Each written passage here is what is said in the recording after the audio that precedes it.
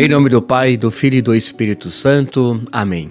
Paz e bem a você que acompanha mais uma vez o nosso programa Boa Noite, meu Pai. Hoje é dia 6 de julho, estamos aí na primeira semana, agora do mês 7, estamos literalmente no meio do ano, não é isso? E com certeza essas mensagens que tivemos até hoje, elas iluminaram muito a sua vida, trouxeram um sentido diferenciado para você, para quem você compartilhou. Então peço mais uma vez que desde já você compartilhe um pouco essas mensagens no podcast, no YouTube, para que muitas pessoas possam buscar um pouco mais sobre uma mensagem e ao mesmo tempo, claro, a mensagem que é ligada, vinculada a um conceito bíblico para nós compreendermos mais quem é a pessoa de Deus em nosso meio. Irmãos, hoje falando um pouco sobre uma pessoa, um personagem bíblico, que é a pessoa de José. Eu creio que você já deve ter escutado bastante sobre essa história, mas claro, cada versão que você escuta, cada pessoa que conta, traz uma experiência nova. Eu quero então contar um pouco essa história sobre José, mas trazendo a perspectiva do pecado, a perspectiva da inveja, ou seja, uma condição humana que muitas vezes nós colocamos e muitas vezes nem percebemos também. Claro que outras vezes nós assim queremos, como foi o caso da história de José do Egito, Um dos irmãos queriam vendê-lo, queriam matá-lo, enfim, queriam livrar-se da pessoa dele. Mas claro que tudo isso numa condição humana, numa releitura bíblica, a gente consegue encontrar um pouco sobre Deus, um pouco sobre o que Ele, enquanto Pai Criador, Ele é para todos nós. Então vejamos, José do Egito.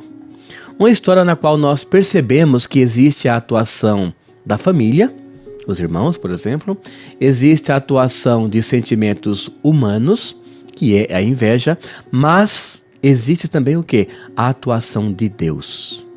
Isso, claro, é o primordial. Deus que cria, Deus que salva através do seu Filho, é claro, e Deus que nos manda também através do seu Filho, o Espírito Santo, para nos acompanhar em nosso dia a dia. E vamos ver que nesta história de José do Egito, Deus também acompanhou os seus, enviando anjos, enviando sonhos, enviando pessoas que vão desvendar esses sonhos, no caso de José, e enviando o que também? Pessoas que vão compreender um pouco o erro que acabavam de cometer, no caso dos irmãos de José, que tentaram matá-lo, depois tiveram outra ideia, foram vendê-lo, enfim, assim se passou essa história unicamente por causa da inveja. Então veja, irmãos e irmãs, a inveja, ela é um sentimento que traz muitas coisas negativas para quem não consegue dominá-la, controlá-la. A inveja é sempre um sinônimo de alguém que acha que não é amada pela sociedade, pela família e até mesmo por Deus. E ela vê então pessoas que se dão bem porque se esforçam, porque trabalham, ela acha que ela não tem esse mesmo privilégio. E então começa a querer aquilo que é do outro, a querer aquilo que não faz parte da sua conduta, porque não buscou, não que não mereceu.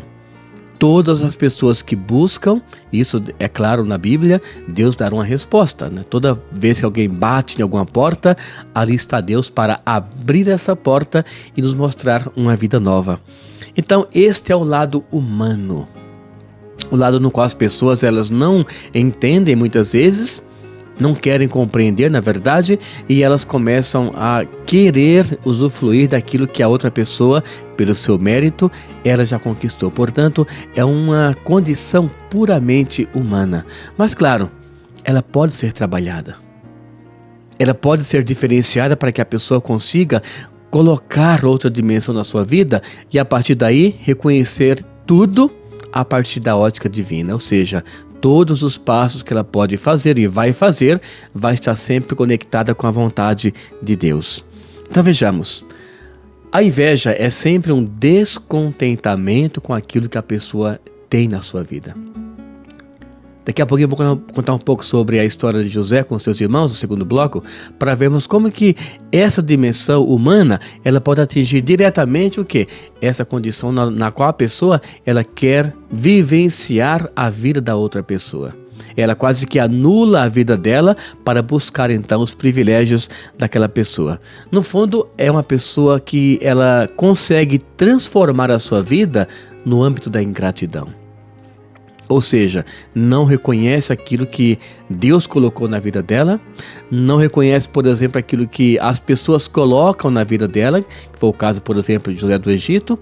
onde toda a família tinha tudo, eram todos unidos, mas por conta de um amor diferenciado pela idade que José tinha dos outros, eles então sentiram essa inveja e queriam então o fim do irmão.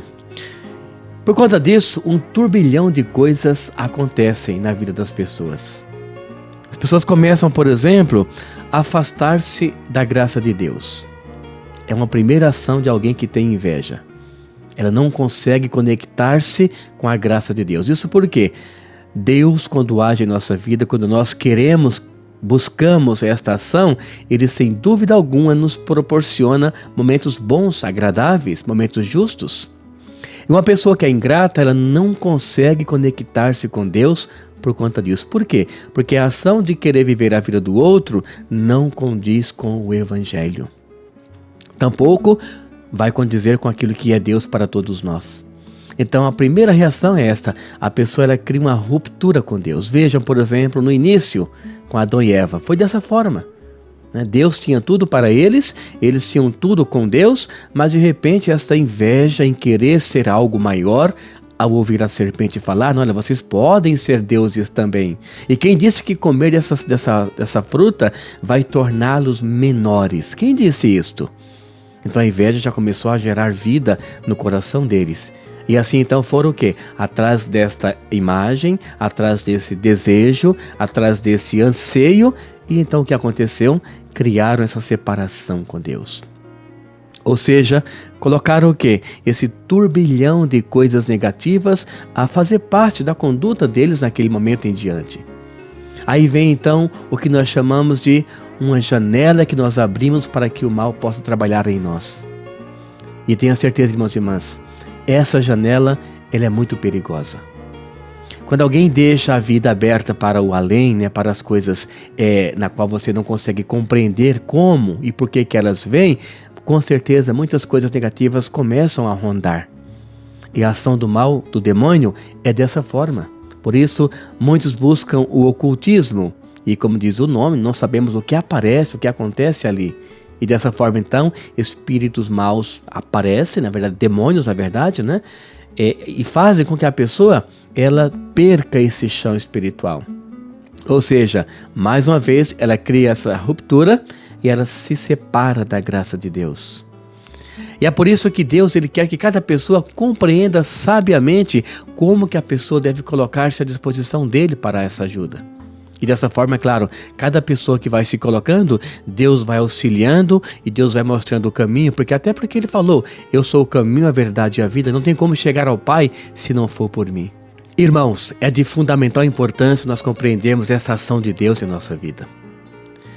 Vejamos, José do Egito. Agora sim a história, como que ela passa para compreendermos o que eu falei agora há pouco e como vai ser então o desfecho dessa história na dimensão do pecado e da ruptura com Deus.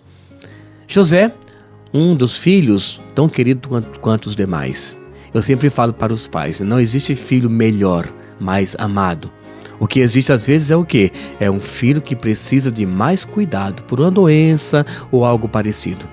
Então quando os filhos falam, papai gosta mais de tal filho, ou a mamãe também, isso não condiz com o amor dos pais na verdade. O que acontece é que muitas vezes os filhos, alguns por algumas necessidades, eles precisam mais do amor do pai e da mãe. Então José do Egito precisou desse carinho. E então os irmãos ficaram com essa inveja.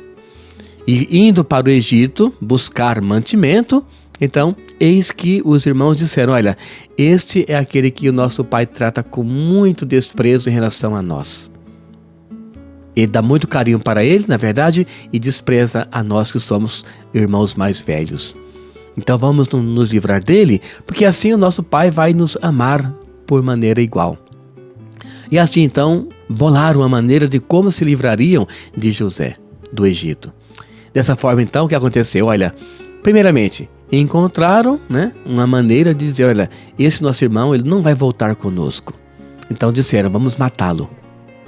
Mas irmãos e irmãs, a atuação de Deus ela é constante em nossa caminhada. Então vejam, por exemplo, nessa frase, vamos matá-lo. Irmãos falando para o outro irmão, vamos matar ele e nós vamos ficar com esse amor do Pai para com todos nós. o que acontece? Deus, ele suscita no coração de um dos irmãos esse desejo de dizer o quê? Olha, não vamos sujar nossas mãos com o nosso próprio sangue. Então será melhor nós vendermos este homem, esse nosso irmão, a gente se livra dele, pega um dinheiro e fala para os nossos pais que uma fera da selva atacou e nós não conseguimos livrá-lo da morte. Então assim, combinaram. Mas aqui que está o segredo, irmãos e irmãs, porque Deus que atua em nossa vida, Ele não permite, né, Ele não deixa com que aquilo que já é da história, que Ele quis pôr no cronômetro da salvação, o homem consiga mudar.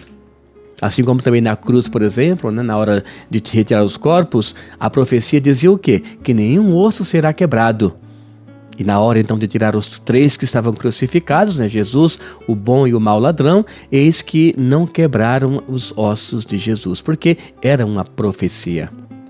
Então assim também em José do Egito, essa maneira de Deus conduzir a salvação da humanidade. Então jogaram José em um poço, isso por um período, e depois ainda viram que estavam vindo pessoas também, caravanas, para irem para o Egito.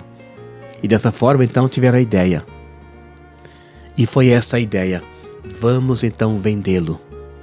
Porque assim a gente vende ele, arrecada esse dinheiro, dá esse sumiço que nós estamos querendo e tudo fica bem na história. E assim então fizeram, venderam ele e esse pessoal, claro que comprou, adquiriu o direito através, né, dessa compra e levaram José para o Egito. Mas é aqui que começa esta atuação de Deus. Por quê? Se você já leu a história de José do Egito, vai perceber que Deus atuou de tal forma que em momento algum ele quis abandonar o plano da salvação. Então o rei já estava bem incomodado com algumas situações na sua região, com alguns sonhos, né? Ele teve vários sonhos perturbadores. E ele disse, alguém arruma aqui no nosso reinado uma pessoa que sabe interpretar sonhos. E então José foi levado até ele, pois tinha essa fama. Ele então interpretou todos os sonhos deste rei. E o rei então disse o que para ele? Você será um homem da minha confiança a partir de agora. E então José começou a ser aquela pessoa muito benquista no meio das pessoas, no meio do reinado, até que então ele assume essa dimensão de estar à frente daquelas pessoas, daquele local. E claro, o tempo vai passando, e as pessoas fazem o quê? Elas vão procurando essa alimentação, elas vão até o Egito buscar alimentação, porque lá ainda tinha um pouco de cevada, de aveia, enfim, um pouco de grãos. E nessa caminhada, né, nesta ida e nesta volta, eis que os irmãos, né, depois claro, de algum tempo, eles vêm até esse Egito, buscar sementes também, e José os reconhece. José então era uma criança até então, quando foi vendido. Claro, uma criança cresce e quem é adulto não muda muito com o passar do tempo, mas uma criança muda muito. Então José viu todos eles, olhou, observou e disse, são os meus irmãos. Mas ficou em silêncio. E então eles perceberam, né, que aquela atuação de comprar alguma coisa, eis que o José, no caso, pediu para que os soldados reservassem aquelas pessoas num lugar separado. E foram interrogados. E essa interrogação foi para quê? Para que José pudesse saber como estava a sua família. Irmãos e irmãs, essa parte é emocionante quando você está lendo a palavra de Deus. Porque José, ele conversa com os irmãos, ele finge que não entende aquela língua, ele pede que alguém traduza para ele, mas ele percebe, ele sente, né, essa emoção e ele sente como que está a família no sofrimento. Pergunta pelo pai, pergunta se tem mais irmãos, e eles vão falando, é claro, tudo com intérpretes, para não desconfiarem que ali era o seu irmão José que estava falando com eles. E chega um momento em que José não aguenta de emoção, claro. Ele vai chorar, ele sai daquele local, vai para um lugar à parte e ele chora amargamente a condição humana. Mas ele sabe que queria ver os seus pais. Então, ele põe uma condição a essas pessoas. A condição é esta: vocês vão, levem esses alimentos, não vão pagar pelos alimentos, mas vocês então vão deixar o quê? Uma pessoa aqui para que eu tenha certeza que vocês então vão voltar trazendo toda a sua família. E assim foi feito. Eles foram e voltaram depois com toda a família. E ali então, irmãos e irmãs, José pôde perceber essa atuação de Deus, que no limiar de tantos anos, Deus uniu novamente essa família. Isso porque, claro, o coração dele sempre esteve aberto para que a ação de Deus trabalhasse. Então vejam, por exemplo, todas as vezes que nós buscamos Deus, Ele está ali para nos ouvir. Não importa o tempo que vai passar. Deus é sempre aquele que está disposto a nos atender, a nos ouvir. Claro, se é para a nossa salvação. E isso demanda muito tempo, muitas vezes, que nós não compreendemos que é o tempo de Deus e não o nosso tempo. Mas claro, Deus vai atuando para que as pessoas consigam perceber que Ele continua levando avante esse projeto salvífico, onde cada pessoa que confia nele encontra então este plano de salvação. Irmãos e irmãs, Deus no comando. Esta é a frase que cerca nossa existência nessa história de hoje. José do Egito. Deus é aquele que vai estar sempre no comando de nossa vida, de nossa existência. Então, por exemplo, Deus ele tomou José como aquela pessoa que ele queria levar toda uma salvação para uma comunidade. Não foi simplesmente a pessoa de José que ele salvou da morte, mas foi o quê?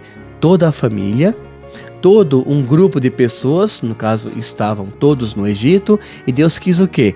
Tornar essas pessoas mais próximas de compreenderem a salvação através de um homem. Então vejam, a história ela vai se conectando.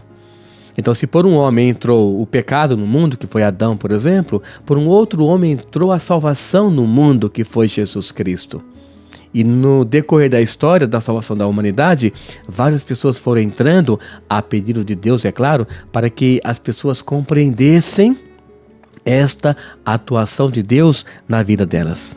Portanto, assim como Abraão e Moisés, que ouviram a voz de Deus e Deus prometeu larga descendência para eles, assim também é hoje com José do Egito. Um homem que busca, que compreende, que sente essa vontade de Deus e faz, claro, tudo acontecer da maneira que Deus já havia preparado. Portanto, percebemos que Deus é aquele que ele eleva aqueles que são humilhados. Vejamos, para que maior humilhação do que José passou com seus irmãos?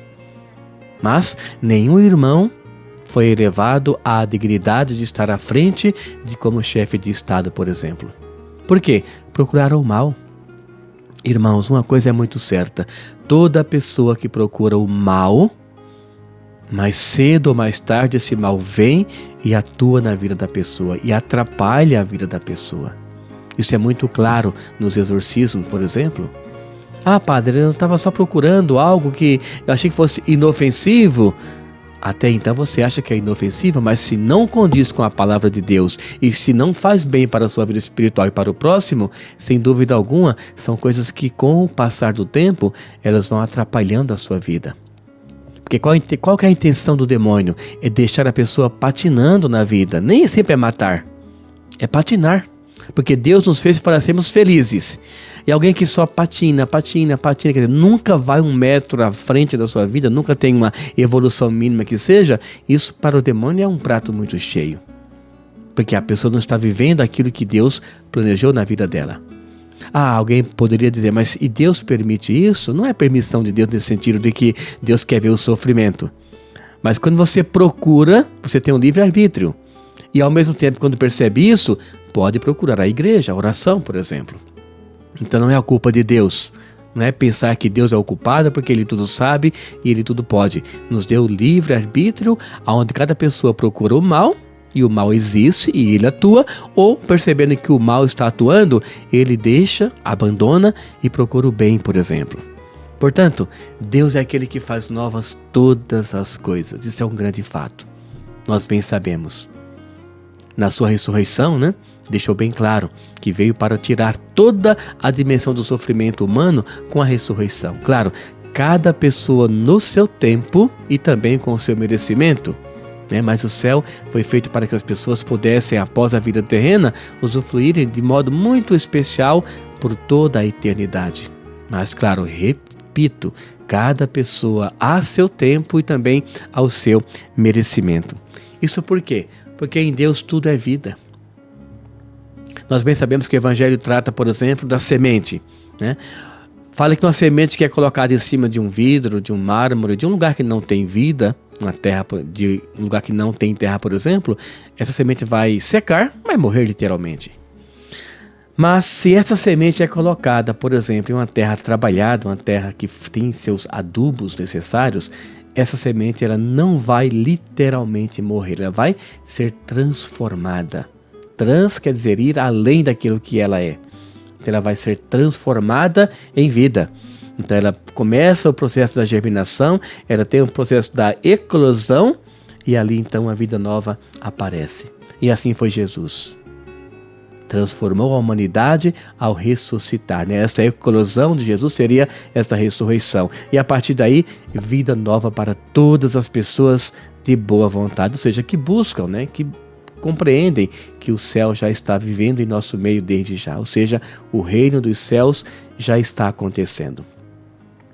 Então, irmãos e irmãs, rogo a Deus mais uma vez que ilumine cada um de nós e que esse programa mais uma vez leve até a sua pessoa, dê para você nessa semana uma compreensão do amor de Deus, para que a história mais uma vez remeta você a buscar, compreender e viver a intensidade de Deus, Ele que nos ama e, claro, prepara esse caminho para nós vivermos e buscarmos sempre uma vida justa, uma vida próspera dentro do que Ele já preparou para todos nós. O Senhor esteja convosco, Ele está no meio de nós. Que mais uma vez esteja sobre você, a sua família, o seu mês de julho, a bênção do Deus Todo-Poderoso, Pai, Filho e o Espírito Santo. Amém. Um grande abraço, fiquem com Deus e até o próximo domingo com as bênçãos do nosso Pai.